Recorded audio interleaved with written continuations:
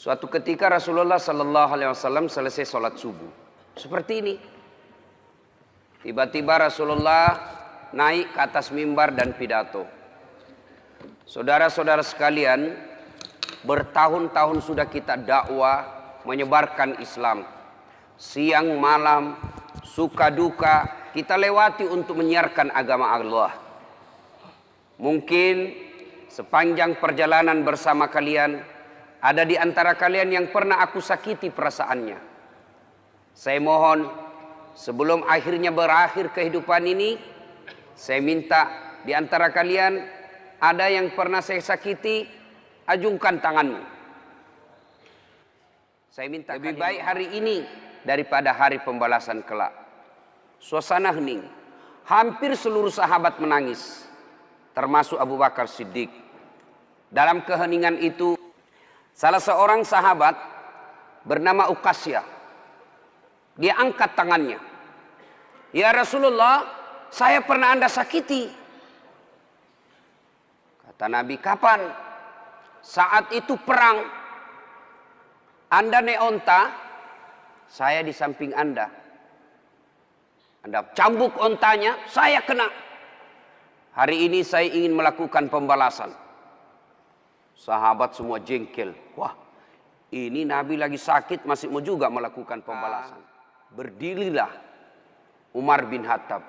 Uqasyah, kalau kau ingin melakukan kisah pembalasan, saya yang kau cambuk. Jangan kau sakiti Rasulullah. Kata Nabi, Umar, saya paham niat baikmu. Tapi dosa, nafsi-nafsi tidak boleh ditanggung. Duduk kau Umar. Duduk Umar. Maju Uqasyah, ditahan lagi oleh Abu Bakar.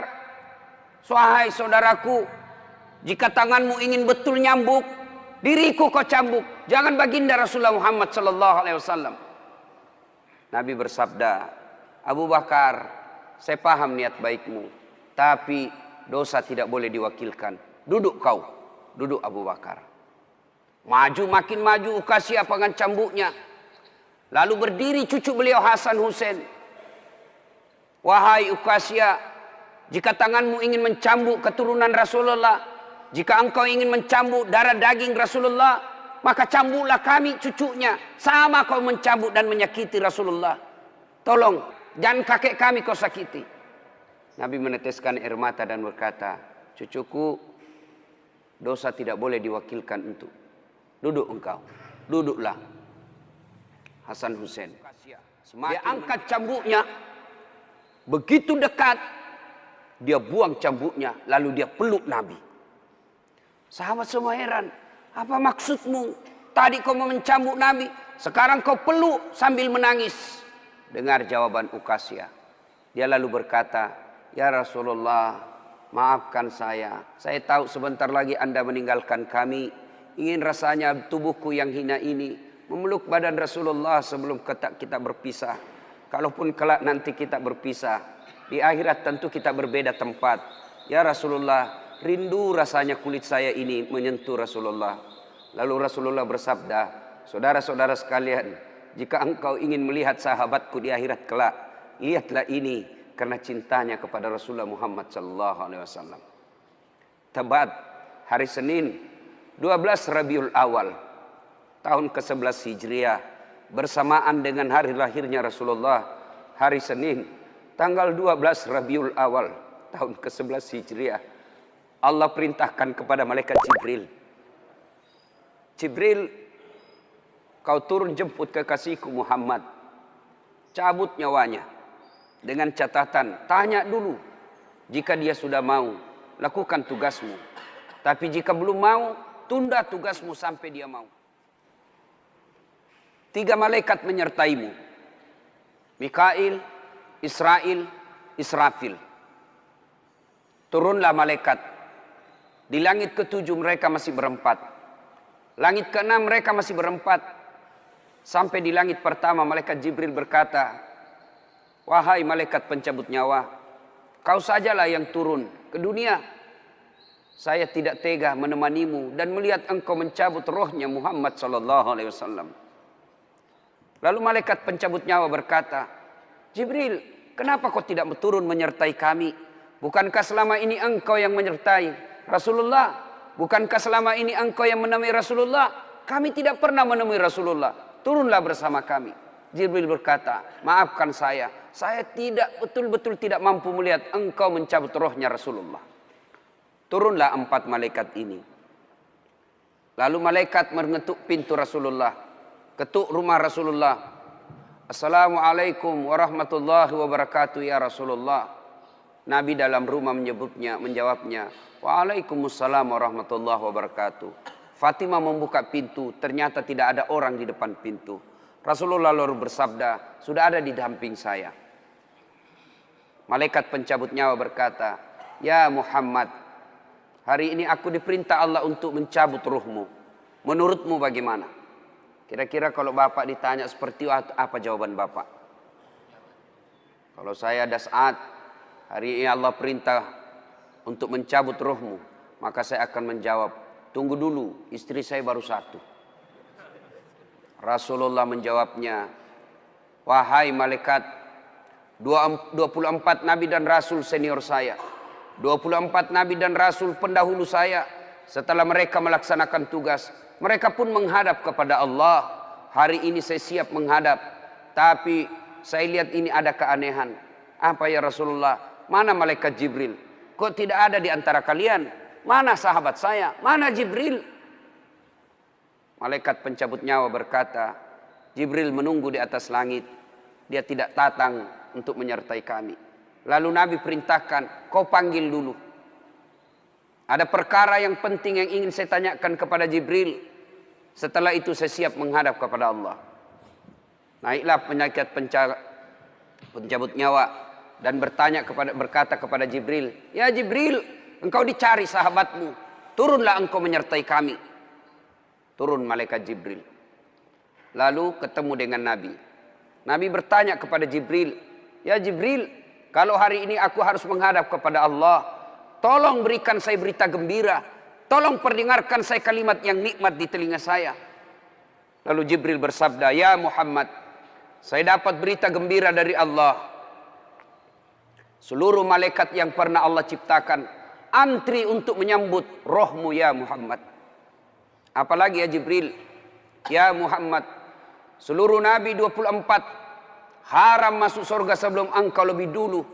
Meskipun engkau nabi paling terakhir, tapi Allah memberikan garansi dan jaminan, haram seluruh nabi dan rasul masuk ke dalam surga sebelum engkau lebih dulu ya Muhammad. Nabi mengucapkan alhamdulillah. Apalagi ya Jibril, ya Muhammad, jika engkau punya dosa dan kesalahan, Allah telah mengampuni dosa dan kesalahanmu. Nabi bersabda, alhamdulillah. Tapi ya Jibril, itu kan saya. Itu diri saya. Ya Jibril, saya tidak cemas soal diri saya. Saya tidak ragu soal diri saya. Yang saya cemaskan umatku ya Jibril. Bagaimana umatku sepeninggal aku kelak? Subhanallah. Nabi tidak mencemaskan anaknya. Nabi tidak mencemaskan istri beliau. Nabi tidak mencemaskan keluarga beliau. Yang beliau cemaskan umatku ya Jibril. Jibril lalu berkata, baiklah kalau begitu ya Muhammad, nantikan saya. Jibril lalu menghadap kepada Allah. Selang beberapa saat muncul kembali dan berkata, ya Muhammad, aku telah mendapat berita gembira dari Allah. Meskipun engkau sudah tidak di tengah-tengah mereka, meskipun engkau sudah tidak berada di tengah umatmu, selama umatmu berpegang kepada Quran dan Sunnah, mereka akan selamat dunia sampai di akhirat. Mendengar ini Rasulullah lalu tersenyum dan berkata, alhamdulillah, segala puji bagi Allah. Malaikat pencabut nyawa, silahkan laksanakan tugasmu. Jibril mundur, majulah malaikat pencabut nyawa melaksanakan tugas dan berkata, kalau bahasa kita, ya Muhammad, maafkan saya, maafkan saya tidak mampu melakukan ini, tapi ini perintah dari Allah. Lalu Nabi bersabda, laksanakan tugasmu, saya pun siap melakukannya. Undur malaikat Jibril, majulah malaikat pencabut nyawa, melaksanakan tugasnya. Keluar rohnya Rasulullah, perlahan-perlahan meninggalkan telapak kaki Rasulullah. Telapak kaki Rasulullah menggigil, naik ke atas betis Rasulullah, naik ke paha Rasulullah, sampai ke perut.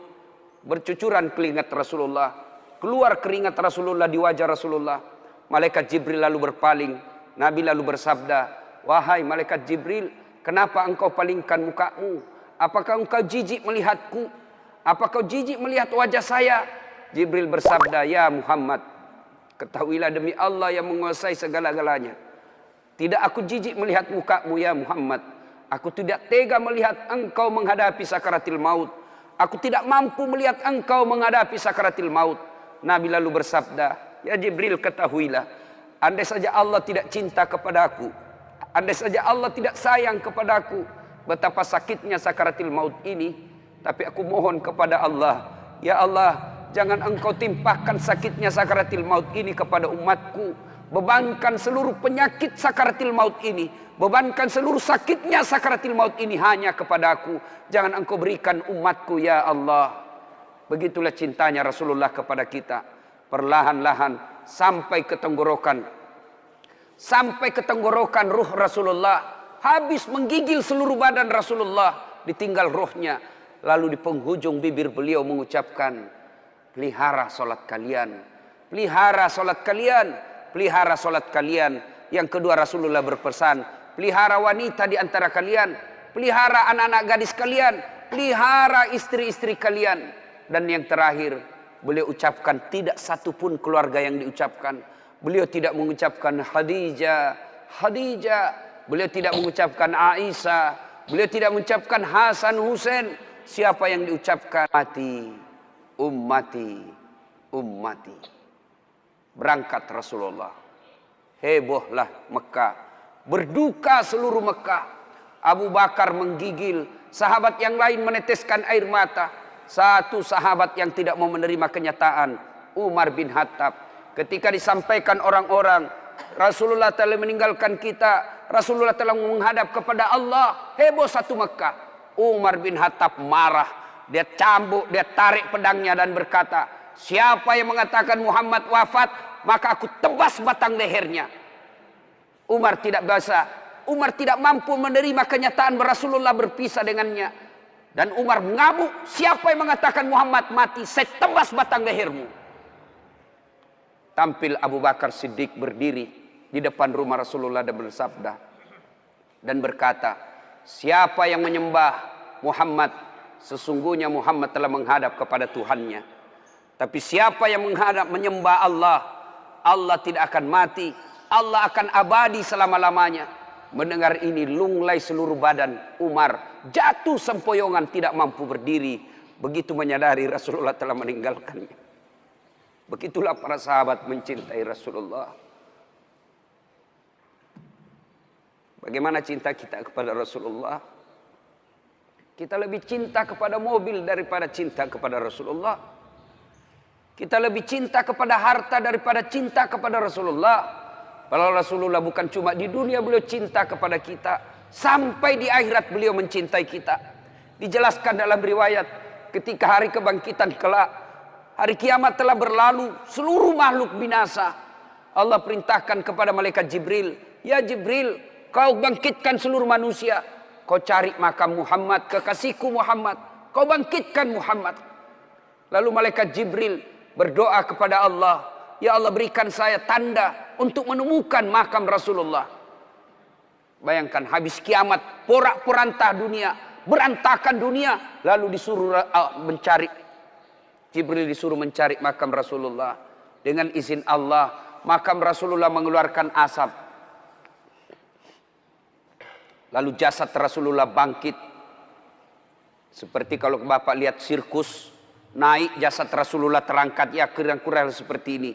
Naik badan Rasulullah, lalu Rasulullah badannya demi Allah diriwayatkan tidak rusak, tidak dimakan ulat, tidak dihancurkan tanah, seperti badan Rasulullah ketika hidup.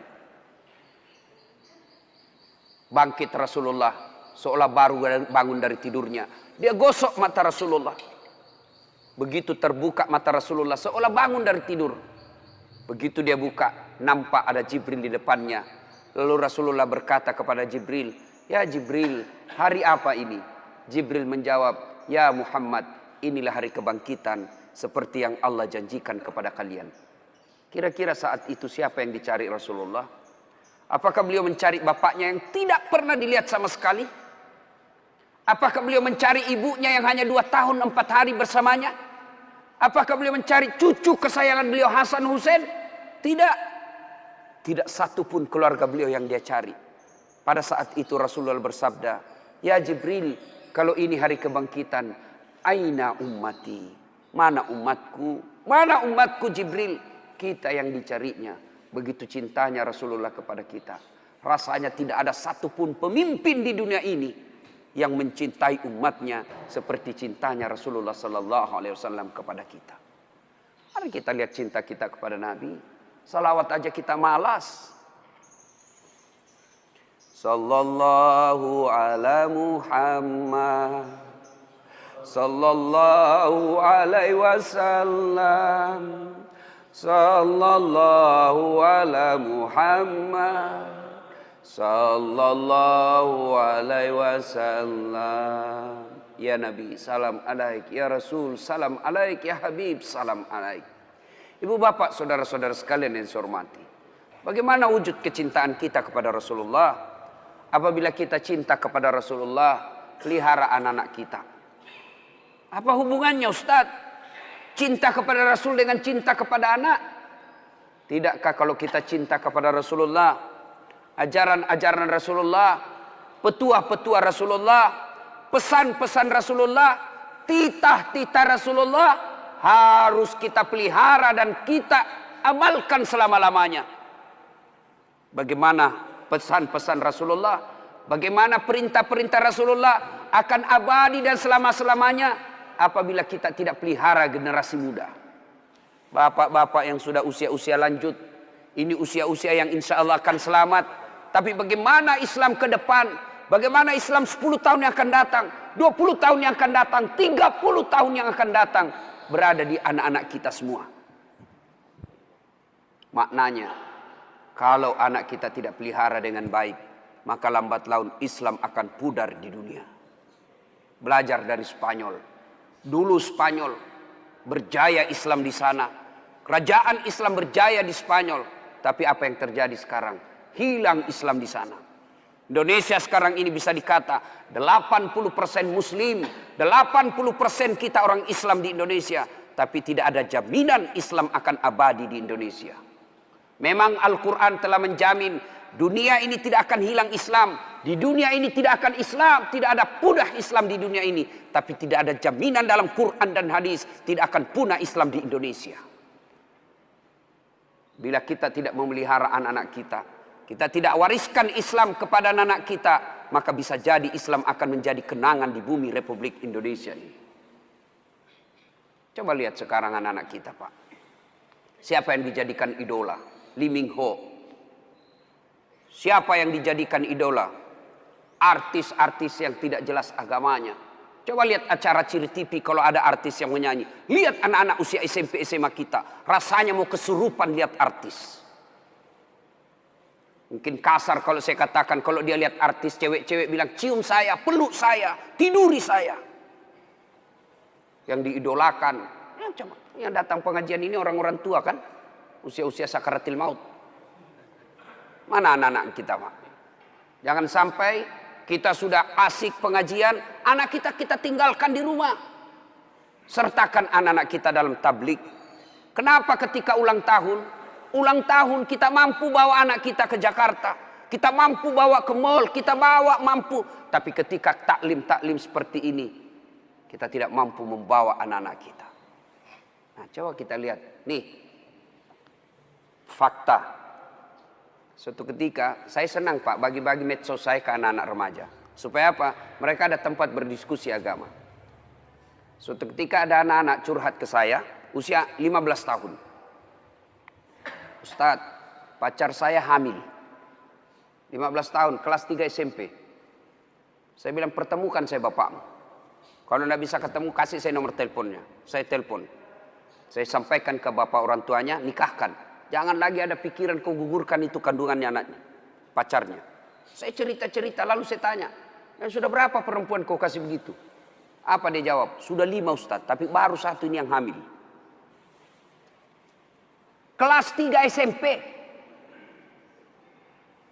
Saya tanya, bagaimana caranya? Tidak mungkin kau bisa masuk hotel. Kamu kan kelihatan muka anak-anak. Apa jawabannya? Memang tidak di hotel, Ustaz. Terus di mana? Di rumahnya itu perempuan, Ustaz. Makin bingung saya. Gimana ceritanya kok bisa masuk di rumah perempuan? Apa jawabannya? Saya tahu jam-jam berapa tidak ada orang tuanya di rumahnya. Rutinitas orang tuanya saya sudah hafal. Pada saat itu saya datang ke rumahnya. Auzubillah min dzalik. Hati-hati Pak. Kita terlalu sibuk. Tidak punya waktu untuk anak. Padahal kita cari nafkah supaya apa? Anak. Heran kan? Orang tua cari nafkah supaya anaknya baik-baik hidupnya. Tapi sayang 1000 sayang. Anaknya hanya diisi perutnya. Tidak diisi imannya. Kita terlalu bingung apa yang dimakan anak kita. Padahal demi Allah. Ada enggak di rumah ini mati kelaparan anaknya? Tolong tunjukkan saya Pak. Ada di rumah sini yang mati kelaparan anaknya? Ada? Ada Pak? Bohong Bapak kalau katakan ada. Tapi yang mati gara-gara narkoba, bisa jadi ada. Mati gara-gara ngelem. Lem pox dia campur lem tikus. Jangan kau campur lem Korea, tidak bisa terbuka mulutmu itu. Ayo. Mati gara-gara balapan. Mati gara-gara narkoba. Itu banyak Pak yang begitu. Maknanya, jangan cemas soal perutnya anak. Yang kita cemaskan agamanya. Perut apa? Terlalu bingung. Cicak aja dijamin rezekinya oleh Allah. Cicak. Bapak tahu cicak? Tahu cicak? Apa dia makan cicak? Hah? Nyamuk. Masuk akal enggak? Di mana ketemunya? Enggak punya ke terminal. Satu di dinding, satu terbang. Di mana ketemunya? Kalau kita pesawat bisa ketemu. Di mana kita ketemu? Di terminal. Ini nyamuk enggak punya terminal. Di mana ketemunya? Tapi Allah yang ngatur rezekinya cicak. Sehingga lagu kita dulu kan, cicak-cicak di dinding, diam-diam merayap. Datang Pak. Cicak yang datang. Nyamuk yang datang. Datang seekor nyamuk. Lagu tidak mengatakan cicak lompat ke nyamuk. Wah, enggak, setengah mati cicak, kasihan. Itu lagu-lagu dulu Pak, memang bagus. Saudara-saudara sekalian. Nih, perhatikan anak kita. Nih lagi nih. Saya ini kan banyak yang curhat Pak. Termasuk tadi malam ada lagi yang curhat anak-anak. Tapi tadi malam anak Jambi. Bagus juga curhatnya. Ustadz, saya mau berhenti sekolah. Kenapa?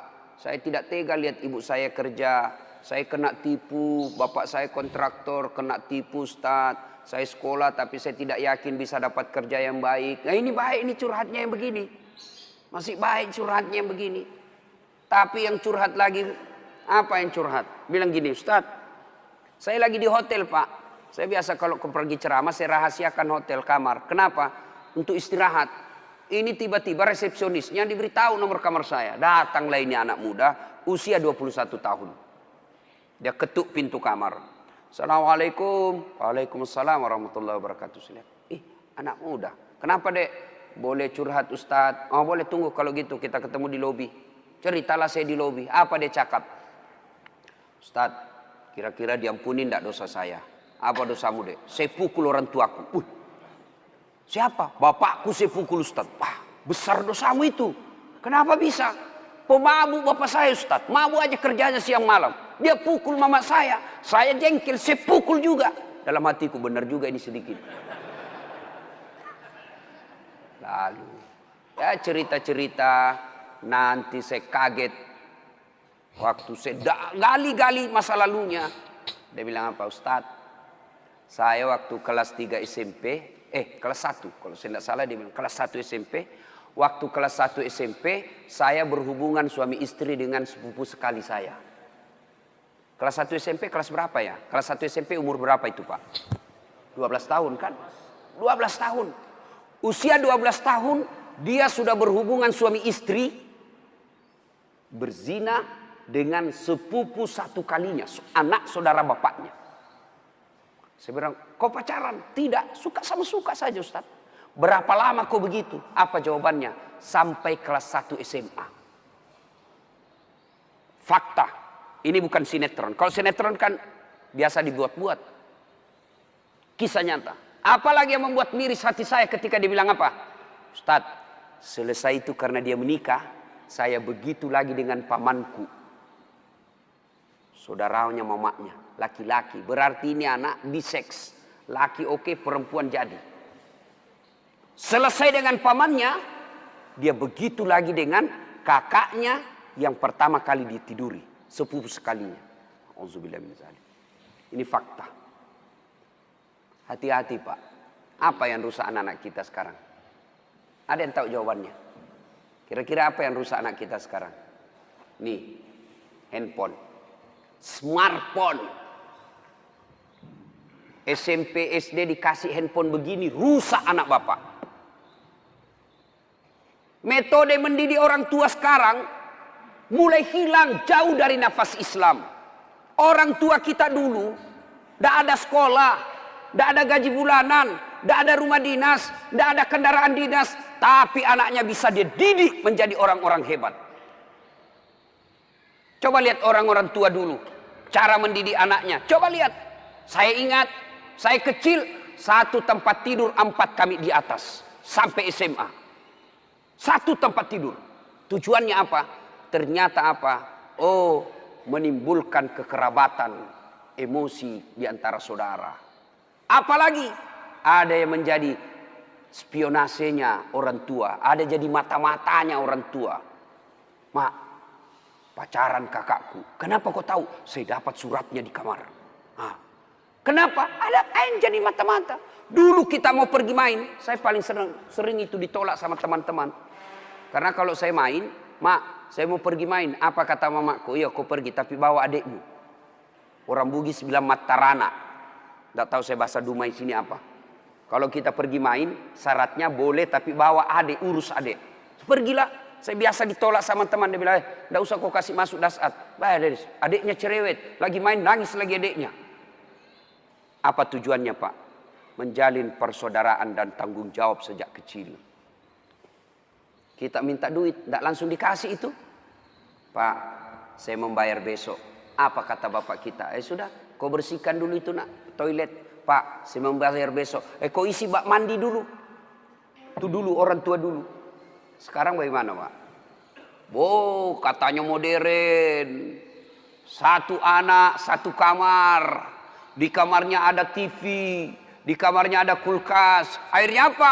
Pulang sekolah langsung masuk kamar. Kapan dia keluar? Mau makan. Sudah itu, masuk lagi kamarnya. Tidak pernah bertemu saudaranya. Jangan heran, begitu bapaknya meninggal, hanya perkara warisan mereka berpengadilan dan tidak punya rasa malu. Coba lihat anak-anak kita sekarang Pak. Masya Allah. Bapak kalau anak-anak mau pergi sekolah cium tangan enggak? Bapak kalau anaknya mau pergi sekolah cium tangan? Cium tangan? Enggak percaya saya Pak. Itu cium tangan kalau saya jabat tangan sama ibu saya begini cara saya. Cium dulu telapaknya. Atasnya dulu saya cium sekali. Baru telapaknya 2 kali. Itu namanya cium tangan. Anak-anak sekarang dia kasih gitu tangannya Pak. Enggak, di sliding Pak.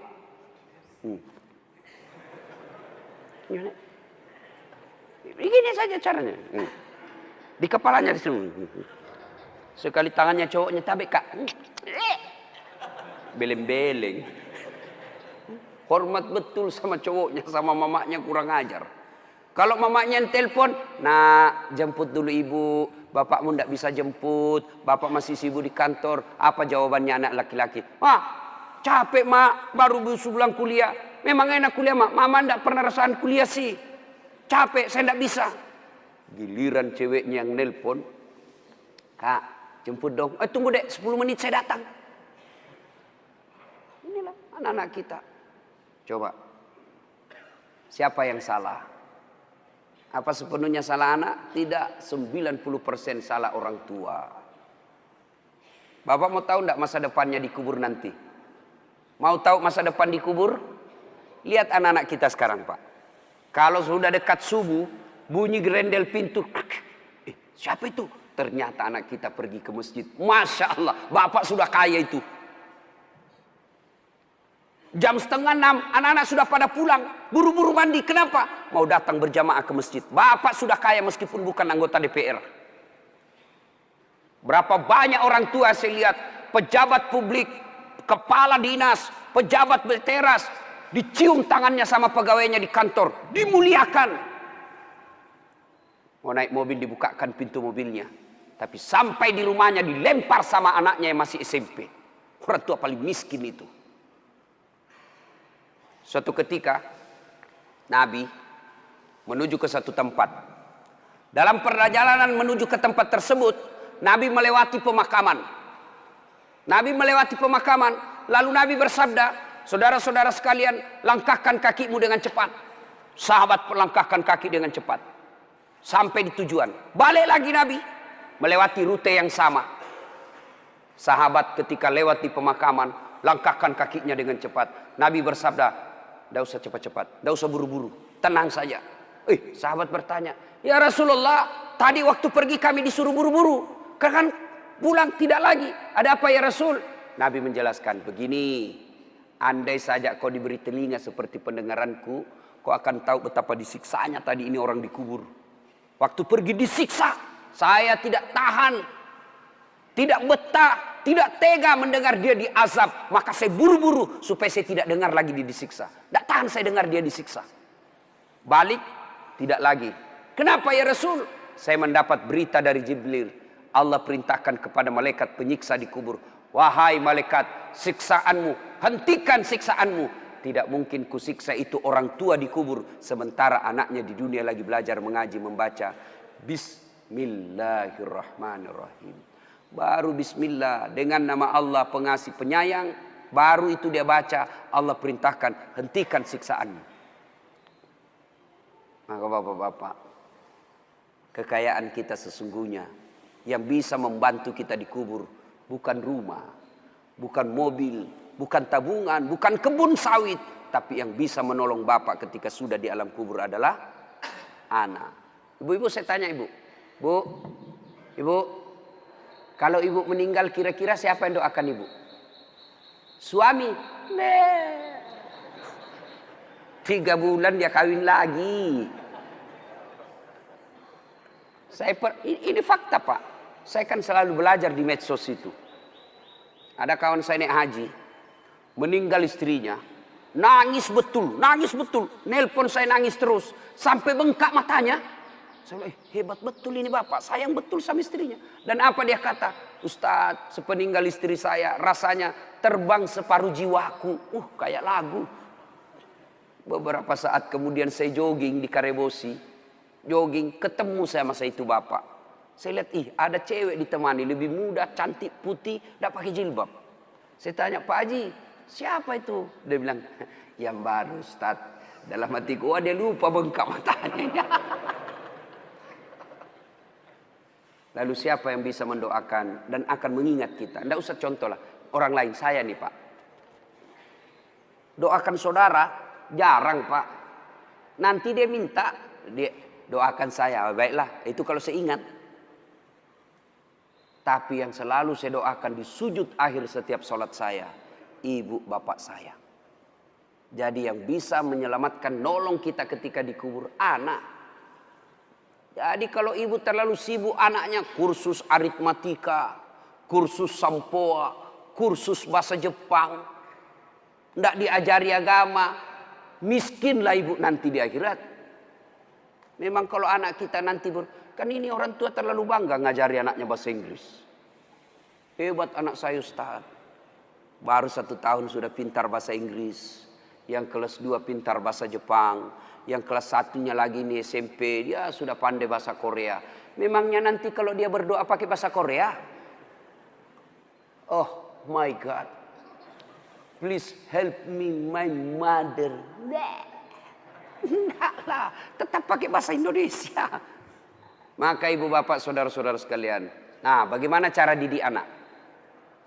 Bapak boleh baca psikologi pendidikan. Silahkan baca riset-riset majalah, silahkan. Tapi sesat dan menyesatkan ketika bapak meninggalkan Quran dalam mendidik anak. Dalam Al-Quran ada seorang manusia yang diabadikan namanya. Nah, siapa? Adik-adik nih, siapa yang jawab saya kasih. Yang adik-adik, bukan bapak-bapak. Adik-adik, siapa yang diabadikan namanya dalam Quran karena hebat dalam mendidik anaknya? Dia bukan nabi, bukan rasul, tapi diabadikan namanya menjadi nama surah. Siapa? Siapa namanya? Ayo, saya kasih hadiah. Sini. Berdiri sini. Saya kasih hadiah. Sebelum dijawab pertanyaan itu ada passwordnya. Passwordnya adalah siapa namanya neneknya Ustadz Dasad.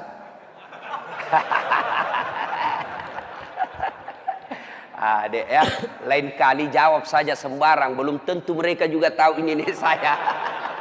Itu namanya kritis. Ya, ayo siapa namanya orang tua yang hebat mendidik anaknya lalu diabadikan menjadi nama surah? Siapa namanya, Dek? Dika.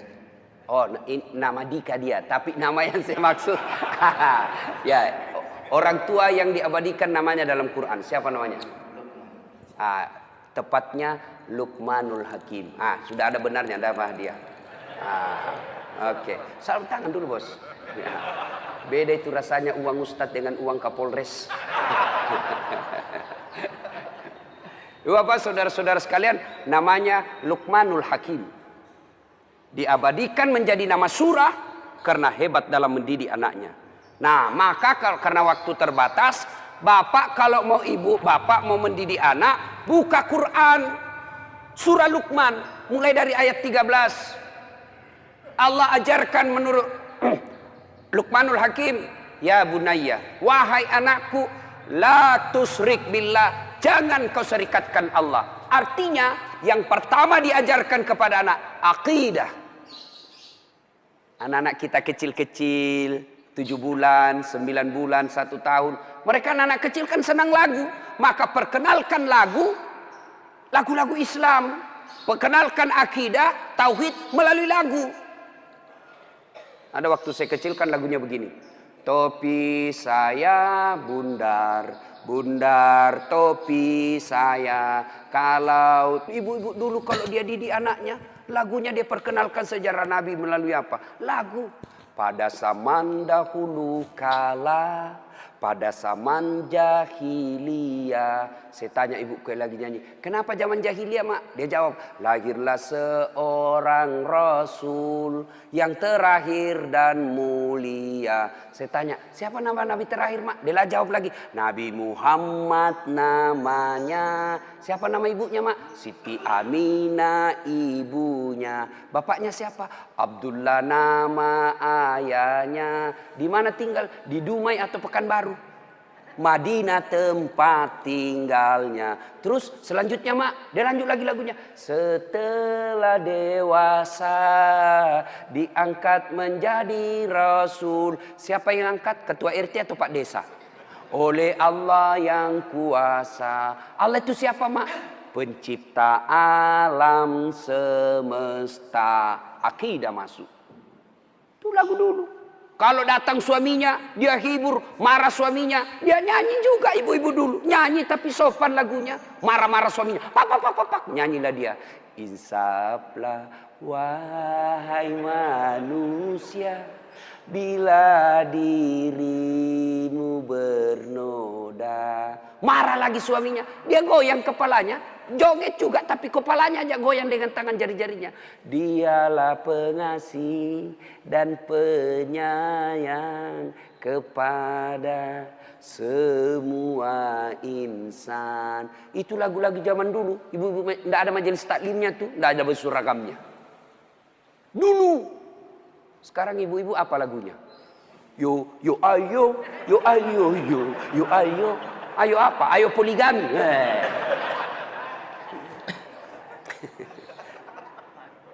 Baca surah Luqman, Pak. Nah, didik melalui surah Luqman.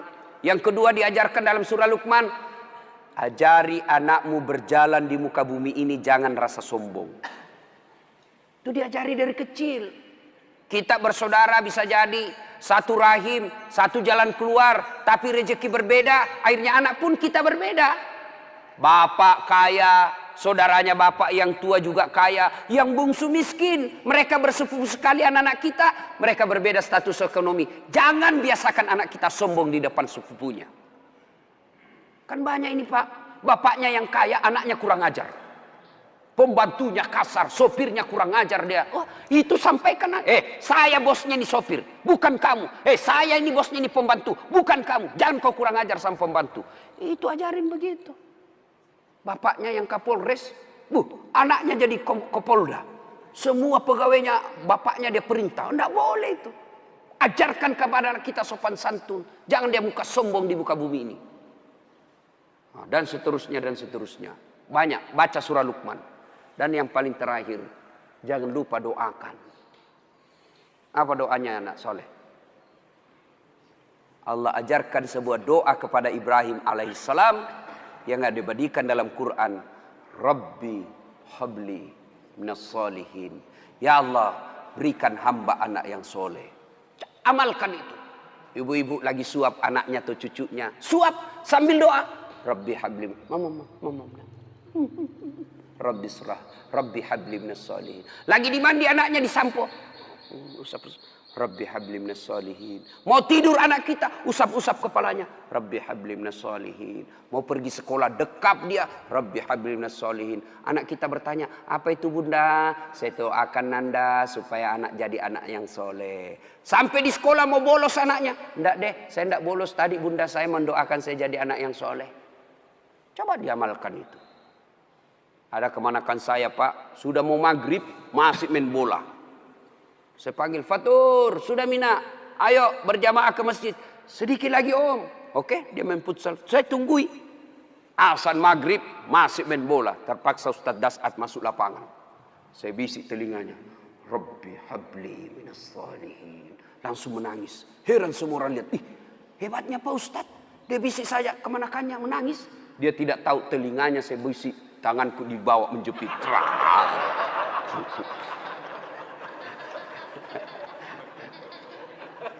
Artinya, kalau anak salah kasih hukuman.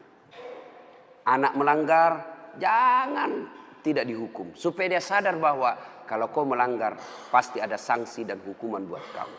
Tapi jangan lupa, hidayah dan petunjuk datang dari Allah Subhanahu wa Ta'ala. Ibu bapak saudara-saudara sekalian, inilah tausiah kita pada taklim kita kali ini. Mudah-mudahan ada manfaat. Terima kasih kepada Bapak Andi Abdul Latif yang telah memfasilitasi sehingga saya bisa sampai di tempat ini. 2 hari saya berada di tempat ini, subhanallah, alhamdulillah.